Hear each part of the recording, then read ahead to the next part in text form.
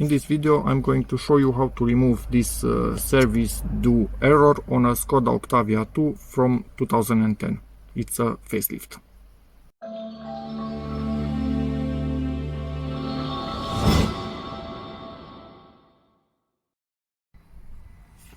Okay, so to do this you need to press this button and hold it.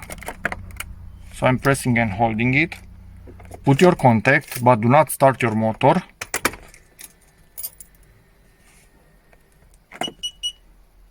Lift it. Press it one single time. And then rotate once to the right. And that should be it. Now you can remove your contact. I also took out the key. Put the key back. When you put your contact, you don't have that service error anymore, and there's that. So, quite simple. Hopefully it helps you.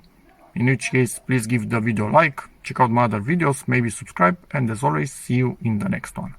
Bye.